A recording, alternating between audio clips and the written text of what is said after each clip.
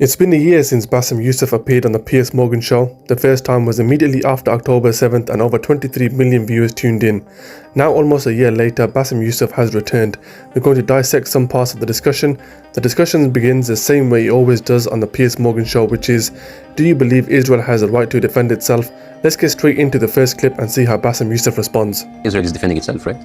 I mean, that's what the Western media is telling us. They would say they are. Yeah, and I want to buy into it. I'm trying to convince my Can you friends. buy into any of their logic that they believe they are defending themselves? Okay. Do you believe them, that they believe that? Let's put that on the test.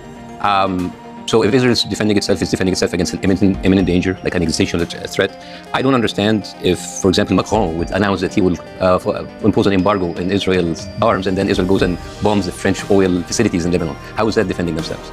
There's like a group of American doctors who were in Gaza and came back, and they reported seeing tens of children with sniper shots in their heads and necks.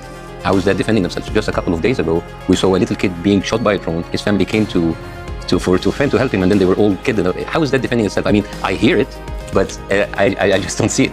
The very question, does Israel has a right to defend itself, is becoming a bit of a joke. How can we, after a year of war, when tens of thousands of people have died, with the majority of them being women and children, still question if Israel has a right?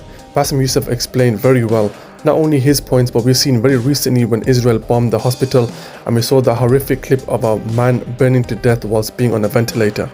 Let's take a look at the next clip of Piers Morgan asking Bassem Youssef if he categorizes all groups of fighters as freedom fighters or terrorists. Categorize what Hamas has been doing, particularly on October the 7th, what Hezbollah did within hours of October the 7th and carried on for the next year, what the Houthis have done, a lot of it orchestrated by, doubtless, the Iranian regime. Do you categorize that as resistance, as freedom fighting, or are there elements of all those groups who are genuinely terrorist in their thinking?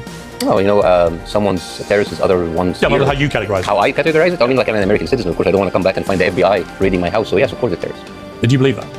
Well, at the advice of my lawyer, I would say. Well, that they're terrorists. I don't think you'd be banned from going back to America. You know what happened to Scott Ritter? He was the former UN inspector of nuclear weapon in Iraq. He's a convicted paedophile. Yeah, but like when he was raided a few months ago, it was because he was talking against Israel. Asa Winstanley, he was a British journalist in London, and his house was raided just last week because he talked about Israel. And this is actually, Piers, what I like about you is that you are a fierce warrior against cancel culture. Right? Yeah. If you cancel people for their opinion, we're not living in a free world anymore, right? I totally agree. So, for example, you have Robert Saleh, who was the coach of the NFL Jets. He wore like a small Lebanese flag, and he was. I mean, freedom of speech does not exist when the topic is about Israel. The fact that Bassem Youssef couldn't even openly say what he thinks without a worry that he may face some sort of consequence later. This is something Piers does not understand. I also disagree with Bassem.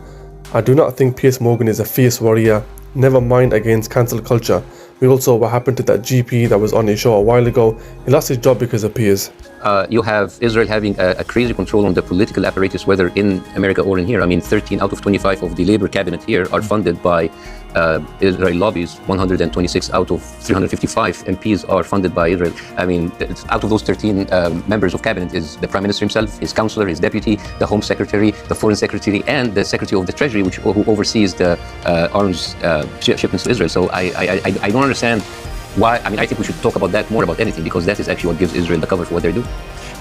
My take on Israel's government is that Netanyahu, to get back into power. I find it absolutely shocking that Bassem Youssef brings up a fantastic point and Piers just turns it on his head and pretends as if he never heard anything. This is the double standards and hypocrisy within the media. If Piers had any sort of credibility, he would have at the very least acknowledged what Bassem Youssef said. It is also very scary knowing that a tiny country like Israel has so much power and control in both the US and the UK. You can't dispute, Bassem, is that clearly since 2005, Hamas has spent a fortune of money they could have spent differently with their people. They spent it on this sophisticated and extensive tunnel system. The tunnel system that is bigger than the New York subway system? It would appear so.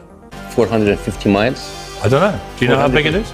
450. I mean, nobody. I think if there's 450 miles underneath the tunnel, we have seen droves and droves of tunnels. What we have seen is small rooms. It's a very, very. So you don't believe that there is? No, I don't. No, I don't believe. Of course there are tunnels, but I don't believe that there are like 450 miles, because that's ridiculous. You don't want to understand. You tell me that Hamas, under siege, were able to build a subway system bigger than New York in less than 15 years? I don't think. It's astonishing that people actually believe some of the bullcrap that comes out. It's impossible to say that Hamas or any other organization could build a tunnel system as big and as complicated as the New York subway system. It's utter nonsense. Let me know your thoughts in the comment section below. Don't forget to like, share and subscribe. I'll see you on the next video. Thanks for watching.